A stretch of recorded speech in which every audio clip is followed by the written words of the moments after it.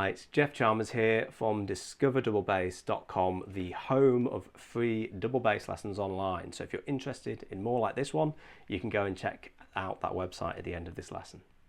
So today I'm going to be talking to you about tenths, this gorgeous kind of sound that we get on the double bass. And I did a recent lesson on a piece of mine that features loads of these tenths, which is called Tune for Bob. I'll provide a link so you can check out that lesson after this one.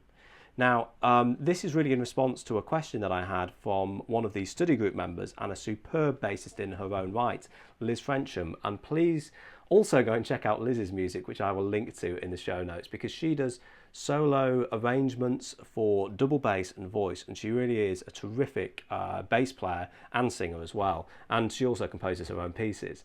And she was asking in the study group for some feedback about fingering choices for tenths, and that got me thinking about this whole topic. So I've basically come up with a few ideas for you, and I thought I'd share them with the group, and hopefully you'll enjoy this lesson. Now, the interval of a tenth is a major third or a third up an octave, and it can be major or minor, like a third can be major or minor. So the one that you'll have heard, the old kind of theme that I had for my double bass lessons had at the end of it, and which is 3 major thirds consecutively. And the fingering that I would choose would really depend on what I was playing, but there are some fingering choices that I would recommend that you don't use. So let's have a look at those. Well, really the main one is that if I'm playing a major tenth, sorry, I find it really comfortable using the second finger on the low note and the fourth finger on the tenth. And that's a really good choice. I wouldn't go second and third. That's not very comfortable for a major tenth. And I also wouldn't go first and second. So I find this gap between the finger really hard to keep in tune, and my hand probably looks as uncomfortable as it feels. But this feels very comfortable. I'm using this finger and this one, and the third one is just nice and relaxed. Now, this is one of these rare instances where you can start using the third finger in lower positions. And a good example would be if I wanted to play a dominant 7 chord, here I could employ the third to play the note F. And that sounds really cool. But I wouldn't be, playing the major third like that, and I absolutely wouldn't play like this. So really you've got second finger is a great choice with your little finger, or if you're using your first finger, you can use your third in this instance, or even your fourth, but for me this sometimes feels a little cramped.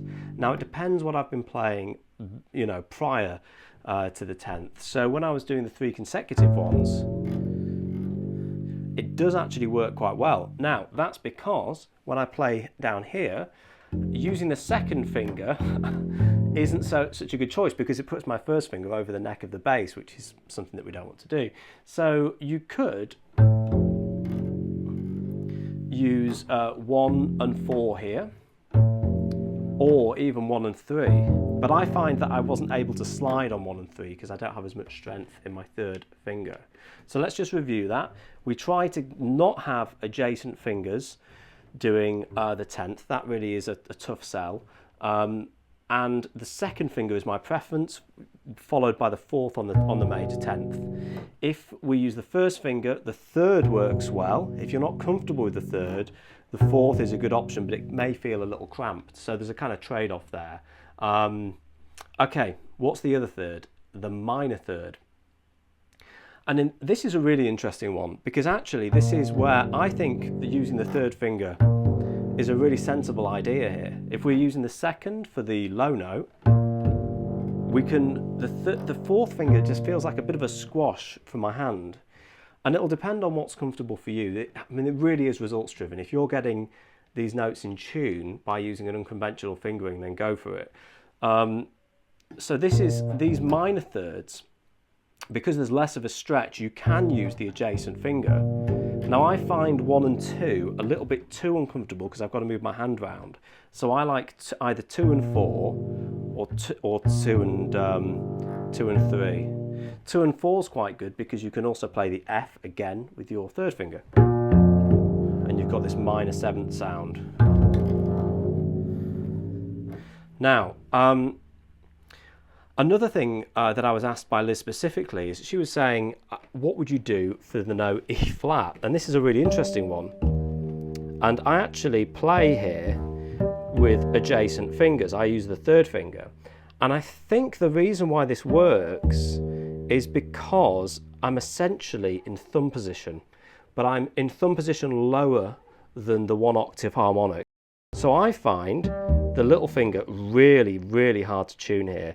So this rule, I think of, I mean, rule is a bad word, but this recommendation of generally playing the G harmonic with your third finger rather than the little holds true here. So I think that's a good option. And it would also depend slightly on what you were playing next. But the little finger doesn't work for me here. That feels like a really awkward stretch, the first to the second. So I'd go for third, and then I'd put the second finger down. If we're in thumb position, this is the second finger followed by the third. I find first to second a bit tricky, but if I was playing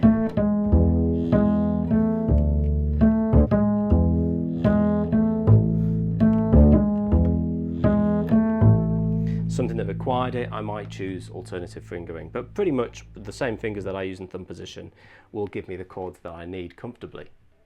Now, to finish off, there's something really cool about the double bass, and that's the use of open strings. So this minor third really works well with the open A and the C. And just test your tuning by using the C harmonic as a tuning anchor. And then you can move up to the major third, a semitone higher. Really, the bass should feel very free and resonant when it's in tune. When you're not in tune, it kind of won't be working as well. So really listen carefully and adjust the third, the 10th to make sure that you're playing it correctly. Minor and major. Now you've also got the same thing with the D. So you've got your major and then your minor, second to fourth, because we're still in regular playing position here. We're not in thumb position yet. If we move up into thumb position, we've got the major third, or sorry, the 10th above the E, so E and G sharp. You could even make a dominant chord by using your second finger on the D. So I'd really encourage you to practice tenths. I think they're a wonderful sound on the instrument. Your bandmates will love them, and it will also enable you to come up with some nice little compositions like Tune for Rob. And I've also done another one called Out of Focus, which is in the lesson about chords, which again I'll provide a link for in the show notes. Everything's there. So yeah, spend some time on this and it will really pay off, and it's a lot of fun as well.